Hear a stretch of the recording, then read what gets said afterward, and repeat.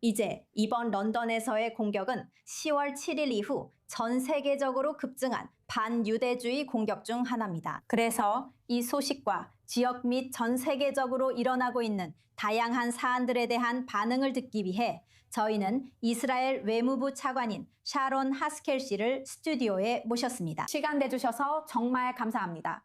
이번 사건은 골더스 그린에서 발생한 흉기 난동으로 최근 몇 주 동안 런던에서 발생한 여러 사건 중 하나입니다. 앞서 말씀드렸듯이 전 세계적으로 이런 사건이 급증해 매우 우려됩니다.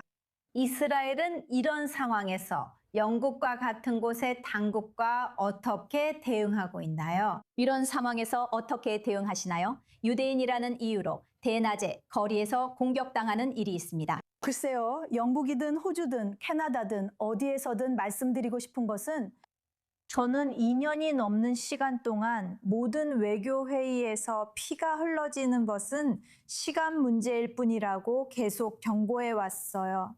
그들이 반유대주의를 다루지 않고 말이 아니라 행동으로 분명한 선을 긋지 않는다면요. 저는 기사도 썼고 언론에도 나갔으며 IRGC나 무슬림 형제당 같은 단체를 테러 조직으로 지정해야 한다고 촉구하기도 했어요. 그러니까 저는 영국이 지금까지 어떻게 IRGC와 무슬림 형제단을 테러 조직으로 지정하지 않았는지 이해할 수 없어요. 그러니까 키어 스타머가 이제 그걸 하겠다고 말했는데 그게 어디에 있는지 그리고 왜 아직 실행하지 않고 있는지 모르겠어요. 그러니까 보세요. 저희는 야당 지도자들과 국회의원들 그리고 보수당과 노동당의 연합의원들과도 접촉해 왔어요. 그리고 저희는 그들이 민간인을 보호해야 한다는 점을 거듭해서 계속 강조해 왔어요. 저희는 BBC와 다른 언론사들이 계속해서 반유대주의를 부추기고 거짓과 선전을 만들어내는 것에 대해 강하게 반대 입장을 밝혔어요. 이스라엘인들뿐만 아니라 유대인들을 대상으로도요. 영국, 런던, 맨체스터에서도요.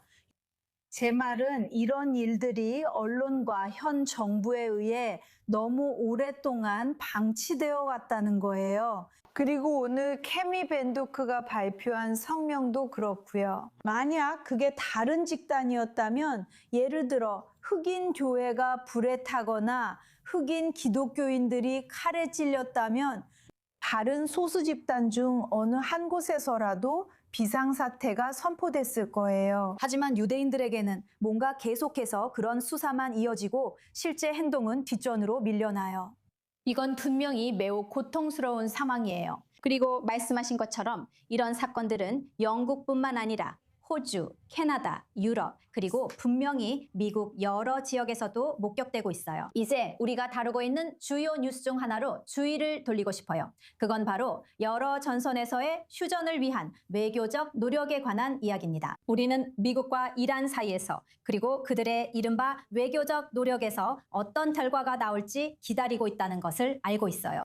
동시에 카이로에서는 하마스를 무장해제하려는 노력이 진행 중인 것으로 보이지만 그것은 분명히 아직 갈 길이 먼 일입니다. 하지만 저는 헤즈볼라를 둘러싼 노력에 집중하고 싶어요. 그리고 이제 레바논 대통령은 현실적으로 이 테러 단체를 비무장화하는 임무를 맡게 되었습니다. 이스라엘인들, 특히 이스라엘 북부에 거주하는 이스라엘인들은 레바논 정부가 행동에 나서고 효과적으로 조치를 취할 때까지 얼마나 더 기다려야 할까요?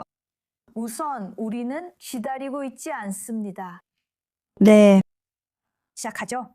아시다시피 여기서 여러 가지 다양한 전선에 대해 언급하셨잖아요.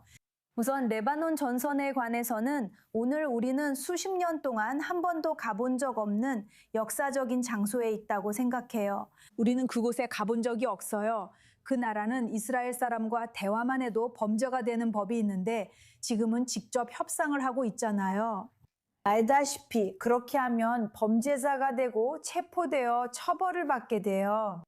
그리고 정부가 실제로 직접 협상을 하고 평화를 향한 길을 만들려고 노력하고 있다는 건 정말 놀라운 일이에요. 아직 이루어졌냐고요? 아니에요. 저도 의구심이 많지만 우리는 두 가지 주요 요소를 봐야 해요. 하나는 의도이고 다른 하나는 행동이에요. 의도 측면에서는 레바논 대통령, 총리, 그리고 많은 대중들이 나와서 공개적으로 이야기하는 걸 들을 수 있어요. 헤즈볼라의 책임이라는 것이고 이란이 레바논에 간섭할 수 없으며 그들은 쫓겨나야 하고 해체되어야 한다고 말하고 있어요. 우리는 이스라엘과 대화해야 한다고도 하죠. 이건 정말 놀라운 일이에요. 역사적인 순간이에요. 그리고 그들은 헤즈볼라와 싸우기 위해 노력하겠다는 의지를 그들의 발언을 통해 분명히 하고 있어요. 지난 1년 동안 안타깝게도 말과 행동이 일치하지 않았어요. 그리고 이란이 계속 자금을 지원했고 헤즈볼라도 계속해서 세력을 키우는 모습을 볼 수 있었죠. 그리고 그들이 행동하지 않을 때마다 이스라엘이 와서 헤즈볼라나 로켓 발사대 혹은 테러리스트 등 무엇이든지 표적으로 삼아 제거했어요. 만약 이제 레바논 정부가 실제로 행동에 나설 것이라는 조짐이 보인다면 저는 그게 긍정적이라고 생각해요. 우리는 그 기회를 잡아야 하고 그들에게 와서 자신들이 할 수 있다는 것을 증명할 기회를 줘야 해요. 그렇지 않으면 우리는 헤즈볼라가 이스라엘 국가에 위협이 되지 않도록 계속해서 우리의 작전을 이어갈 거예요. 그리고 불과 30분 전에도 그 지역에서 다시 적색 경보 사이렌이 울렸어요. 다시 안심할 수 있기를 기다려온 주민들에게는 매우 걱정스러운 상황이에요. 정말 그래요. 그리고 아시다시피 제 마음은 북쪽에 있어요. 제 마음이 그분들과 함께하고 있고 저는 정말로 이해해요. 하지만 헤즈볼라가 이것이 실패하길 바란다는 점도 중요해요.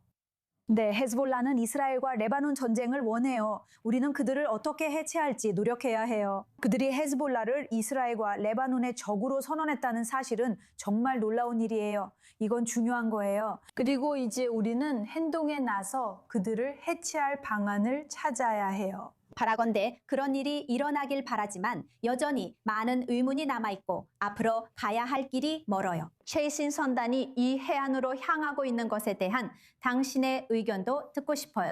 이전에 가자지구로 향한 친팔레스타인 선단들은 이스라엘 내 많은 이들에게 홍보용 쇼로 여겨졌다는 걸 우리는 압니다. 우리는 셀카를 찍는 모습도 봤고 춤추는 모습도 봤고 이 배들에서 상징적인 인도적 지원을 가지고 온다고 하면서 즐기는 사람들도 봤어요. 하지만 이런 일들이 이스라엘의 국제적 위상에는 영향을 미치고 있어요. 이렇게 소위 활동가들이 가자 해안에 와서 적어도 그곳에 봉쇄를 뚫으려 하고 인도적 지원을 전달하려는 모습을 보면요. 앞으로 당신의 사무실이 할 수 있는 일은 무엇이라고 생각하세요? 이런 홍보용 쇼가 며칠 내에 또 일어날 때 어떻게 준비하시나요? 맞아요. 보세요. 이스라엘에서는 이 사안에 대한 보도가 실제 해외에서보다 더 많은 것 같아요. 그래서 우리는 이 상황을 균형 있게 봐야 해요. 우리는 준비되어 있나요? 네, 그렇습니다. 그리고 저는 외무부가 국방부와 함께 이 상황을 문서화했다고 생각해요. 알다시피 우리는 실제로 그 영향을 최소화할 수 있었어요. 그들이 체포되었을 때와 우리가 그들을 추방하려 했을 때 퍼졌던 거짓말들은 그들이 얼마나 큰 거짓말장이들인지 보여주는 영상들로 반박되었어요. 그리고 우리가 그들을 더 많이 폭로할수록 그들은 실제로 신뢰를 덜 얻게 되고 국제 언론에서도 실제로 덜 주목받게 돼요. 우리는 상황 전개를 지켜보고 있습니다. 많은 활동가들이 이곳에 오려 한다는 소식이 있습니다. 상황은 계속 변하고 있습니다. 제가 당신의 의견을 듣고 싶은 또 다른 외교적 논쟁이 있어요. 바로 우크라이나 곡물 문제예요. 기린사르 외교장관은 이러한 곡물 선적과 관련해서 키우가 트위터 외교를 하고 있다고 비난했어요. 우선 왜 우크라이나와 이스라엘 사이에 이런 불편한 마찰이 일어나고 있는지에 대한 의문이 남아 있어요. 실제 적이 이렇게 많은 상황에서 이스라엘과의 갈등은 적절하지 않은 것 같아요. 두 번째 질문은 왜 이런 선박들이 이 해안에 들어올 수 있도록 허용되고 있는가 하는 거예요. 그래서 첫 번째로 우리가 해서는 안 된다는 거예요. 그리고 저는 우크라이나가 실제로 누가 자기들의 동맹이어야 하는지, 국제 무대에서 누구를 공격하고 있는지도 고민해야 한다고 생각해요. 그런 선적이 많은 나라에 도달했기 때문이에요.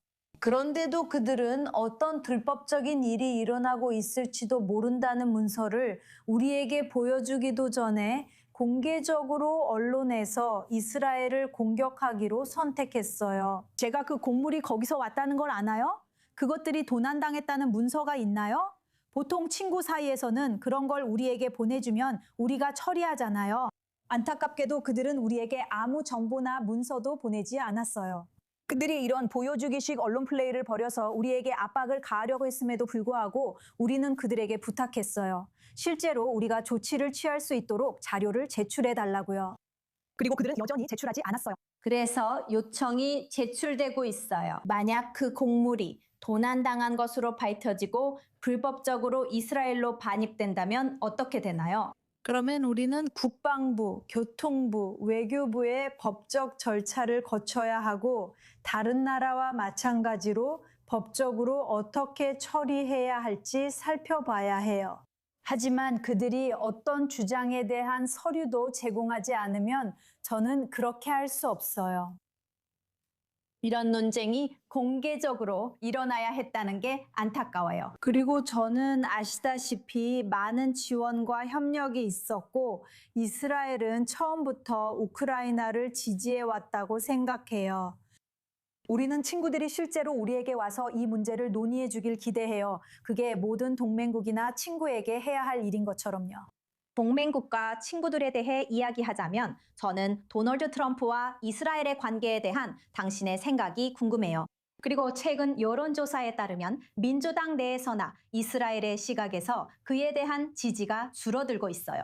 이스라엘에 대한 지지도도 떨어지고 있죠. 그리고 공화당원들 사이에서도 50세 이하에서는 이스라엘에 대한 지지가 감소하고 있다는 여론조사 결과가 있어요. 이제 도널드 트럼프의 임기도 끝나게 될 거예요.